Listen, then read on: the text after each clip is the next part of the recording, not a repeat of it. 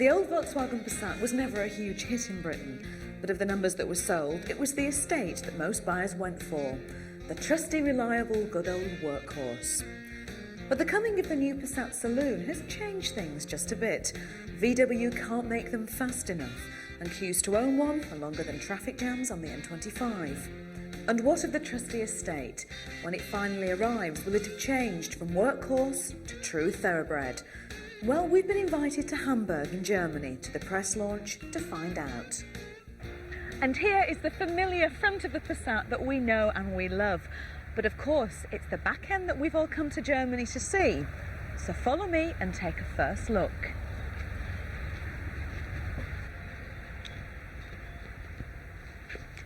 So what do you think? Has it lived up to your expectations? Well, I think it looks great, but you need to take a closer look and make up your own minds.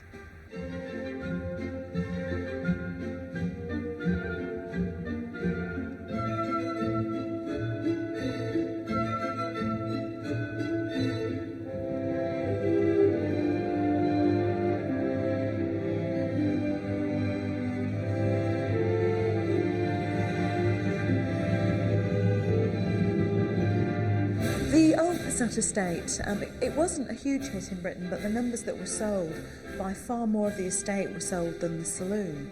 So why has it taken so long for the Estate to arrive this time? I think if you look in the normal introduction of product, the Estate has really followed very quickly behind the Saloon. Traditionally in the past we had to wait about a year for new model variants to come through, and in fact we have deliberately delayed the introduction into the UK. We could have had it in July, but we have so many outstanding orders for Saloon, we've decided to put it back to October, to the motor show, so that we can fulfil the Saloon orders more readily.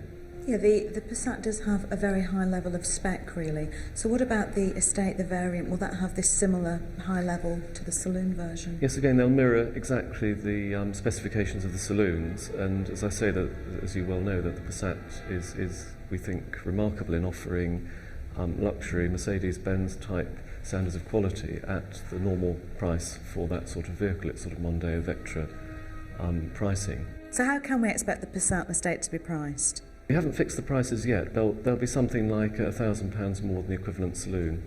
Even the entry-level model on the Estate has an extremely high level of specification.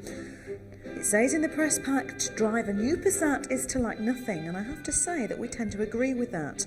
Included is a list as long as your arm, and I'll give you some examples from it. ABS, front and side airbags for both driver and passenger. Seatbelt pretensioners in both the front and the rear. Roof rails, extremely useful on an Estate car. A load area cover. Central locking, and that includes the rear tailgate. Electrically heated remote controlled outside mirrors, electric front windows, a steering wheel column that's adjustable for both height and reach, a fuel filler flap that has a remote release, rear head restraints, and a centre rear armrest.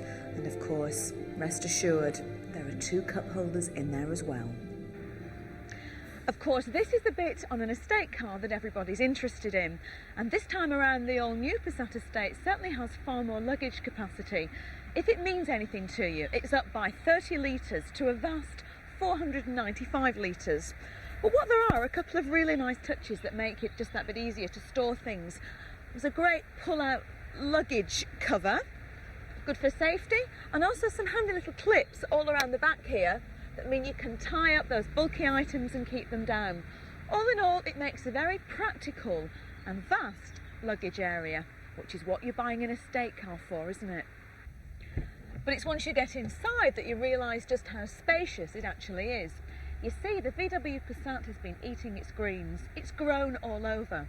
It's grown 8 centimetres in length, 2.5 centimetres in width and 5 centimetres in height. And that extra height and the fact that the Estate version has a flat roof instead of the curved version of the Saloon gives rear passengers plenty of headroom, which is really quite needed. It also has more legroom for rear seat passengers than any other vehicle in its class.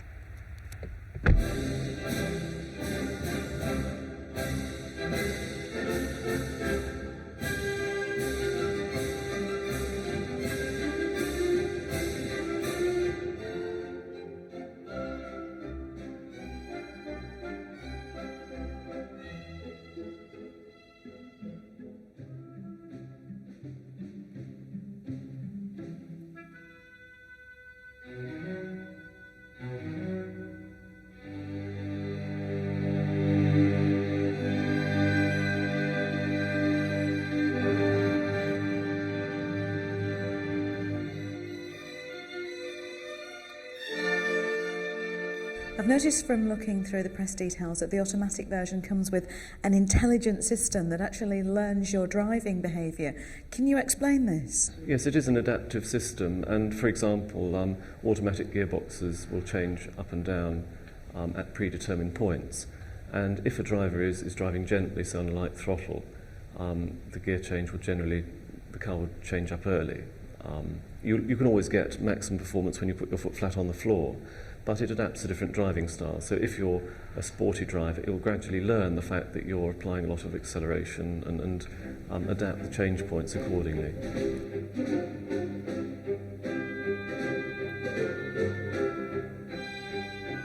Throughout the cabin in general, everything is extremely well laid out, and the whole feeling is really one of extreme quality, almost luxury, that you'd really expect to find in a car of a different class. As VW say, it's all about attention to detail. I think one could almost call it an obsession. It is a bigger vehicle than the old one. It's slightly more spacious. It's incremental, but the main benefits are the big step forward in value for money, its equipment, its specification, and it has all the attributes that have been well reported already on the saloon version. Okay, and how do you think sales of the Passat will be split? Because as I said last time around, there was a higher proportion of estates to saloons. Do you see this being addressed this time? Well, bear in mind we're looking for a 5-fold increase in sales during the first year. So we sold 8,000 Passats saloon and estate of the outgoing version.